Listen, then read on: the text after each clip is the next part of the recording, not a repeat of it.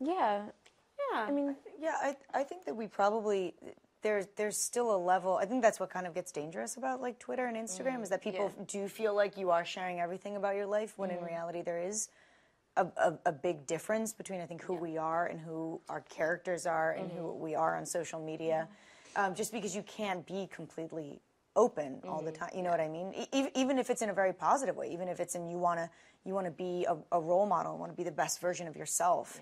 You know what I mean? So that you can inspire people. So I think that's maybe one of the most interesting and tricky things to handle is like how much do you how much do you open up to everybody and what does that mean when somebody meets you in life and they think that they know you or they think that they, and so it's kind of an interesting dance to do. I think it's incredible. very fine line. And I'm sure that happens from a fan's perspective as well. Maybe they don't have as many followers and everything like that, but it's something that they consciously have to think about when they're posting their own things as well. But what's something, perhaps like an Instagram photo or a Facebook post that, can you recall one that you posted that just like, I mean, people were like commenting on it beyond belief that just kind of like surprised you. Were like, whoa, I didn't know that picture of my dog would have that kind of response. I think whatever What? we post a photo of all four of us. Yeah, that's when it like goes nuts. nuts. When it's not a promo shot, when it's not something for the show, when we're genuinely hanging out.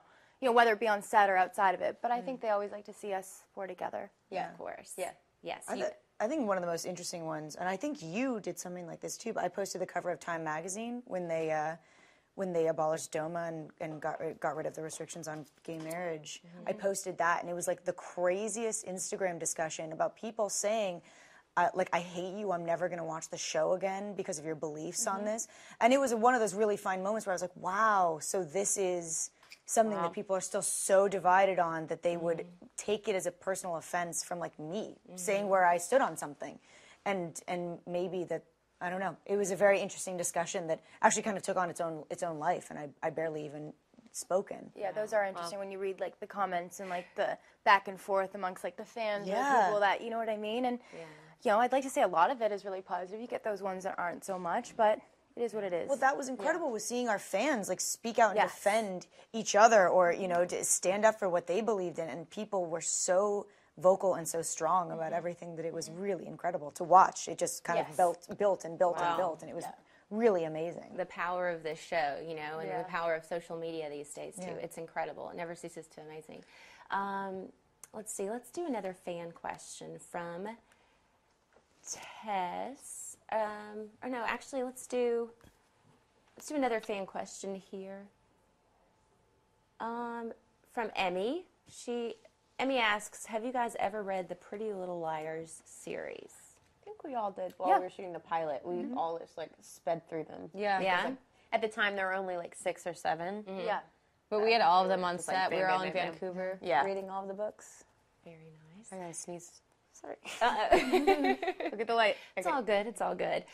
Think of watermelons. Watermelons. Yeah. Or Why? I don't know. It works, right?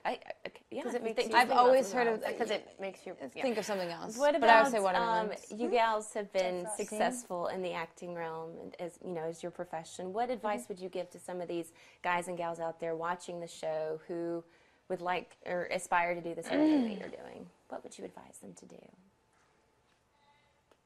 Such a big question. I get asked that a lot. Like, what's your advice? And I think it's just, first of all, make sure you really love what you do. And if you do, just hone your craft. Like, go to every class, do every opportunity you can just to be the best at what you love to do, And you have to be able to take rejection. I mean, rejection is an everyday part of this, even with us still on such a successful show. I mean, we get told no so many times. And you can't let it get to you. Yeah. Also, don't read anything about yourself. I think that's like a major one. Yeah, good or bad. It messes with your head. Yeah. Wow. I think it's, and also just that it's work. And I remember that was a huge lesson that kind of hit home. Like my parents always raised me with, but it hit home really doing this show that I think maybe a lot of young girls who watch the show are like, oh, it's so glamorous, you get to get in hair and makeup every day and you get to wear these amazing costumes. And it's like, yeah, but we wear those amazing costumes at 5 a.m. when you can't see anything and you're falling over yourself and you just long for your bed. And it's one of these amazing moments where you're so grateful for what you're doing, but at the same time, it's work and you see everybody around you on the crew working their butts off to make this happen. Yeah. And so, it just just like Lucy was saying, it's like, make sure you love what you do. That this is what you love. You know, don't get into it for the glamour because it's about 5 seconds of glamour, It's a lot of work. and the rest of it's a lot of work. Yeah. And long days on set. Long days and nights. Yeah. We've created a new day here at PLL. We call it Fratter Day.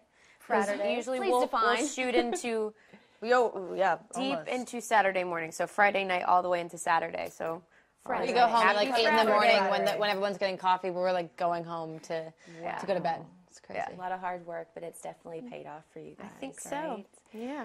What are you looking forward to most about this future half of the season with Pretty Little Liars? About the 4 or yeah. the next one? Yes, exactly. So the second half of season 4, what most excites you about this season? I'm excited for everybody to see it. I think we have a lot of great story, like plots Yeah. and twists and turns in the second half, Yeah. which is crazy to say because we say that every season, but I really feel like This season is like It changes everything. It changes everything. Really? It's super eerie. At We just got out of the table read for the season finale of the season. Yeah. Pretty insane. So I think like once that hits, the whole show's just going to change. Yeah. And it's pretty exciting. I mean, it's amazing, like the ground that you guys can cover in one episode. I know.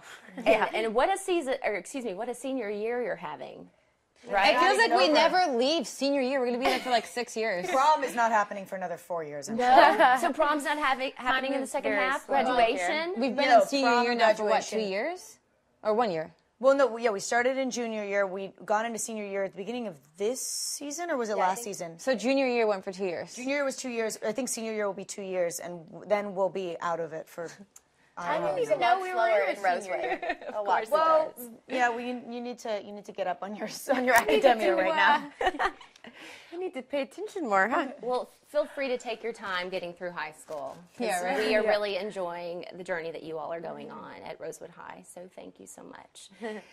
Guys, don't forget to watch the Pretty Little Liars Halloween special on ABC Family on October 22nd at 8 p.m. 7 Central. And, of course, the world premiere of Ravenswood. Oh, my gosh, so excited about that. That happens right after that Pretty Little Liars Halloween special. Of course, Ravenswood is the PLL spinoff with Mr. Tyler Blackburn. How fun was it to get to see him? So nice. So cute. nice. What a good Super surprise. cute of him. We're also excited to watch Ravenswood as well. Yeah. Yes, we got to tune in for a great marathon Tuesday night. And if you haven't already, don't forget to like PLL Facebook page, facebook.com/Pretty Little Liars. Also, Good Morning America on Facebook, facebook.com/Good Morning America. There you can find more information about the shows. Of course, we're going to keep you guys in on the latest. And also, if you happen to miss any of our chat today or you want to watch the whole thing over again, you can. Don't worry. Don't sweat it because it's going to be available on demand later today. And you can also check it out at the PLL, GMA, and the Facebook Live Facebook page as well. And with that being said, we want to say a huge thank you to you gals because, like I said, this is a rare treat, and I know how much the fans appreciate it. So thank you, thank you, thank you. This was so amazing. Oh, good. Thank you for We'll have to do having it us. again. Yes, of course. Awesome. And we want to say thank you to the crew that put all this together for us, of course. And thanks to Facebook, facebook.com/Facebook Live. We hope you enjoyed the chat, and we'll see you next time. Take care. Bye.